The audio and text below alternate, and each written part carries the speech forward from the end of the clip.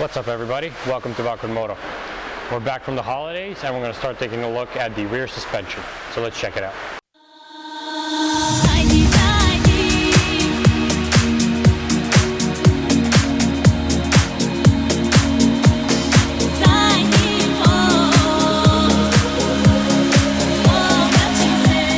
So I took off the side panels and the seat just so we have access to things. And now we're going to talk about the rear suspension and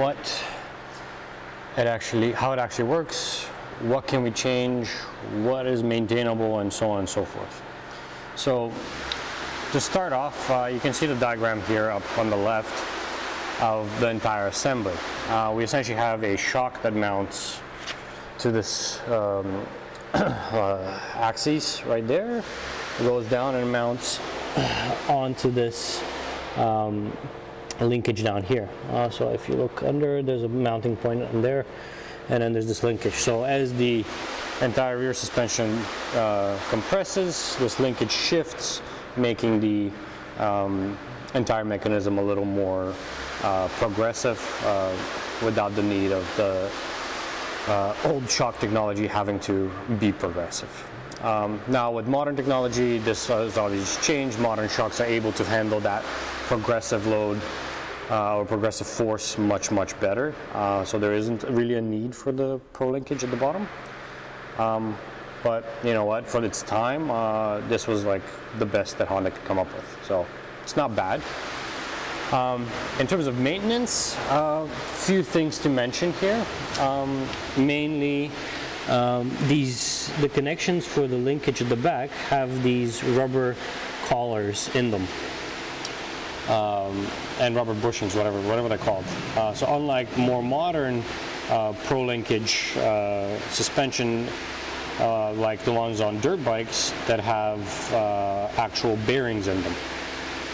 So these bushings need to be properly greased so they don't seize up over time. Usually a good sign that they've seized up is that, well, your suspension doesn't really move up and down, or it starts to squeak. Fortunately, I don't have either of those problems. So my suspension does compress and it does move up and down, right? And no squeaking, so that's good. The other problem that I found with those is that they are discontinued.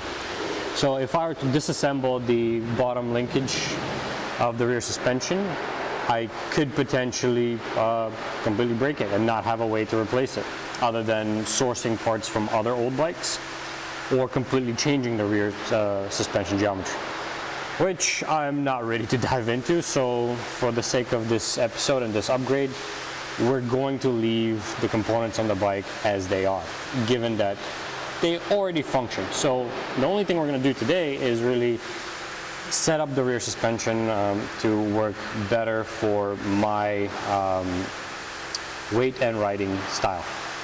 So to do that, we have two things we can adjust. We can adjust the air pressure in the rear shock as well as the rear damping. So there are, I believe, 3 settings here.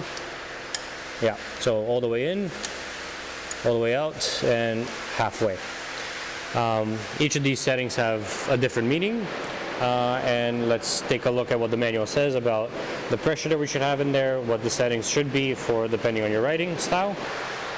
In terms of adjustability, we have adjustability 1, 2, and 3 here. And the air pressure in the shock should be between 14 and 57 psi. So let's grab the manual, just see what 1, 2, and 3 really mean, as well as our little pressure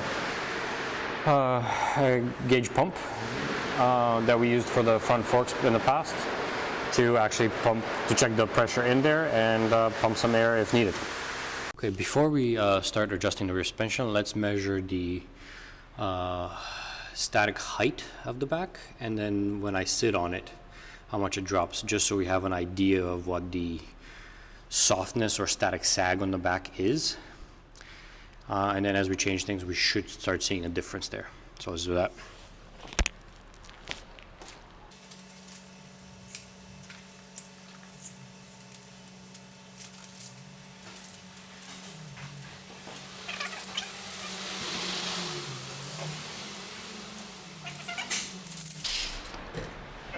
57 loaded up. So that's about. Okay, so we have about 28 inches without load and 27 with load, so about an inch difference. That's not a lot. Well, let's see how the rear suspension is actually set up right now. Okay, so after plugging everything in, I checked the manual, and the rebound damping adjuster, the number 1 position, which is all the way in, is for general around town riding. Number 2 is highway or windy road riding, and number 3 is rough road riding. So I was actually on rough road riding, so I'm assuming that is probably the softest rebound.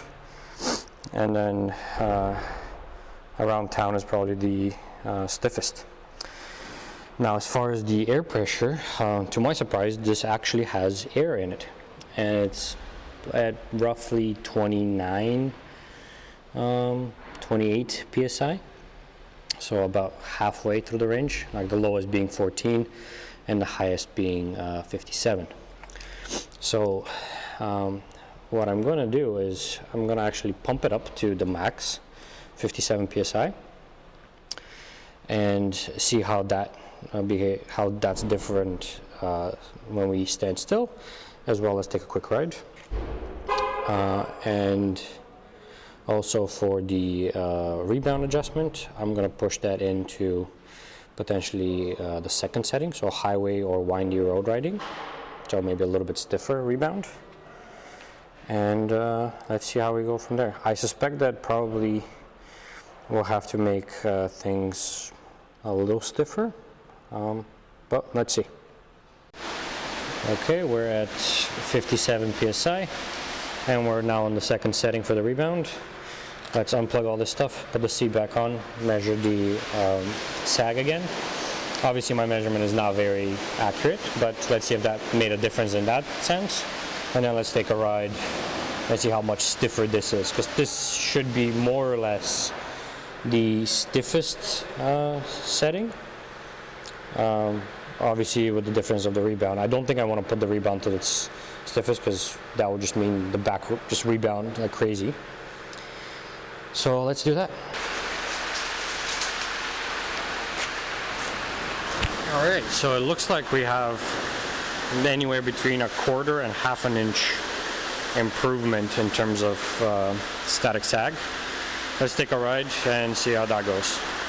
Alright, so after adjusting and taking a little test ride, what I find is that the rebound is definitely too much. So we're going to push this back to the off-road terrain setting for rebound, so make it softer. And as far as the damping goes, I actually kind of like it. I'm probably going to drop it a little bit, just so it's not sitting at its max pressure all the time. Maybe I'll drop it to 45, but this seems to be a good enough rear suspension setup. I mean, right now I'm just test riding it here in the parking lot, but we'll have to find out how that goes once we're on the street. So let's reduce that. So to do that, I get it here into my